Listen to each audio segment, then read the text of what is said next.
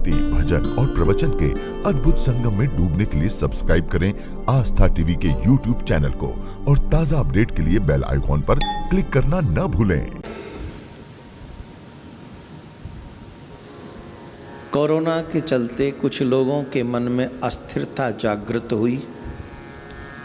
कुछ लोगों को लगता है कि अब आगे क्या होगा, हमारी नौकरी का क्या होगा, हमारे काम का क्या होगा। काफ़ी लोग तो इतने नेगेटिव सोच लेते हैं कि अब तो भूख के मारे हमारे प्राण ही चले जाएंगे, हमारे बच्चों का लालन पालन कौन करेगा। मैं आपके इस दुख में आपके साथ हूँ, परंतु आपको भी मेरे विचारों में थोड़ी सी अपनी सहमति रखनी चाहिए। और वो सहमति ये है कि don't be negative, always be positive. आप हमेशा नेगेटिव मत सोचिए। आप नेगेटिव सोच रहे हैं तो आप यहाँ तक सोच लेते हैं कि हम भूख से मर जाएंगे, लेकिन पॉजिटिव भी तो सोचिए। पॉजिटिव सोचने के लिए बहुत कुछ है, बहुत कुछ है। मैं ठाकुर के समक्ष बैठकर, ठाकुर ही शायद मुझे प्रेरणा दे रहे हैं ये बोलने के लिए। वहाँ से तो मैं कुछ और ही सोच कर आया था कि मैं ये बोलूँगा प्रारंभ में, लेकिन जब यहाँ बैठा तो ऐसी स्थिति उपस्थित हुई कि मैं आपके सामने ये बोलूँ, आपको बताऊँ कि इस समय आपको नेगेटिव नहीं पॉजिटिव सोचना चाहिए। हमेशा पॉजिटिव सोचने वालों के साथ पॉजिटिव ही होता है। कठिनाइयाँ हैं लेकिन होता है। अब प्रश्न यह है मेरे काम का क्या होगा, मेरे बिजनेस का क्या होगा, मेरी नौकरी का क्या होगा, मेरे परिवार का क्या होगा, मेरे प्राणों का क्या होगा। क्या होगा? जो कछु और उपाय करे नर तेरो उपाय धर्यो ही रहेगो। हमारे करने से होता क्या है? होता तो वही है जो श्री कृष्ण चाहते हैं। और क्या वो हमें नहीं देगा? ये असंभव है कि वो न दे। जब दांत न थे तब दूध दियो, सुनना जरा ध्यान से।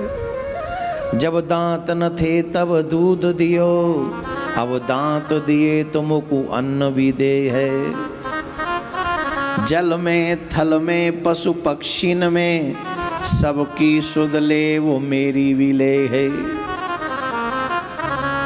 जान को देत अजान को देत, जहान को देत वो मोकू भी दे है। रे मन मूरख सोच करे क्यों, सोच करे कछु हाथ न आई है। वो किसको नहीं देता? याद कीजिए, जब हमारे दांत नहीं थे तो उन्होंने माँ के वक्षस्थल में, माँ की आंचल में, माँ की ममता में उन्होंने दूध प्रकट कर दिया। कब? आपके जीवन की सुरक्षा के लिए। जब आपके दांत नहीं थे, जब दांत हुए तो आपको अन्न की व्यवस्था भी कर दी गई। और न सिर्फ आपके लिए, जल में थल में पशु पक्षी जड़ चैतन्य जितने भी इस ब्रह्मांड में प्रकृति में उपस्थित जीवात्माएं हैं वो सबको देता है। चींटी को कन भर देता है, हाथी को मन भर देता है। चींटी भी भूखी नहीं सोती, हाथी भी भूखा नहीं सोता। उसकी संसार की रचना बड़ी सुंदर है। उसकी रचना में सबके लिए व्यवस्था मौजूद है। हो सकता है एक दिन व्रत करा दे, दूसरे दिन जरूर देता है, क्योंकि व्रत भी वही करवाता है, व्रत खुलवाता भी वही है। इसलिए जान को देत अजान को देत, वो सबको देत, जहान को देत, पूरा विश्व को देने वाला वही है।